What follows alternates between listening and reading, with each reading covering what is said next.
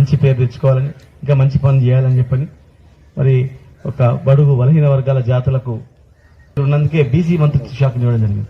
కనుక అన్ని కుల వృత్తులను కూడా ఆయన మరి కాపాడి గౌడ జాతిని ఇంకా మంచి చూసుకొని మరి ఏ సమస్య లేకుండా చేసిన అవకాశం ఖచ్చితంగా ఇచ్చిన అవకాశాన్ని సద్వినియోగపరచుకుంటారని నాకు పూర్తి విశ్వాసం ఉందని చెప్పి మరి ఇంకా మంచి పని చేసి మంచి పేరు తెచ్చుకోవాలని చెప్పి మరి మనసారి కోరుకుంటూ వచ్చినటువంటి సంఘ పెద్దలకు కుల పెద్దలకు అందరు కూడా పేరు పేరున హృదయపూర్వక నమస్కారం. Thank you. కులం సోయినోడు ఏమంటాడు, మాకు ఎంత వద్దరపై మావాడు చట్టసభలు ఉంటాడు. ఇక సోయిలేని కులం ఏంటంటే పండగకు వచ్చిండా, ఎలం పండగ ఇచ్చిండా, గుడికి చందా ఇచ్చిండా, అరే అసలే బక్క పట్టుకొని వస్తే 2000, ఆకు తాడితే టాకు పట్టుకొని వస్తే 1000 రూపాయలు, అన్ని పట్టుకొని వస్తే అట్లా అని చెప్పి ప్రచారం చేసి తిరిగి ఇక్కడికి వచ్చాడు పాపం.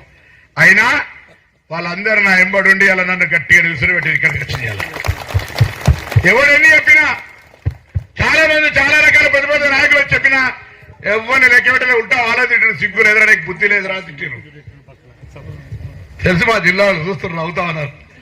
నేనేమంటున్నా అంటే ఇలా బరాబర్ మాకు బాధ్యత ఉన్నది.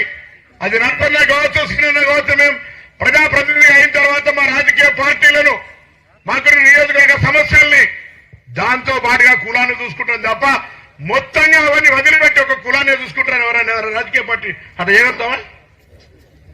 అట్లా అదొక భాగం. మేం చేయకపోతే అరే మాకు అవకాశం వచ్చింది, నేను మిమ్మల్ని అందరూ కూడా కోరుతాను, ఒక్కసారి 2 చేతులు జోడించి కరీంనగర్ రండి.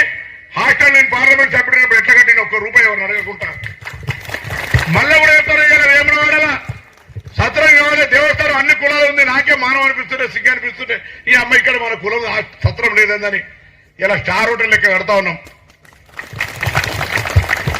పైసలు ఇచ్చిన సపోర్ట్ కొట్టుకోవాలే, అందరు కొట్టచ్చు. ఎందుకంటే అది నాకే ఇస్తున్నట్టు ఫీల్ అవుతున్నారు కొంత అడిగితే. ఏదేమైనా అన్నా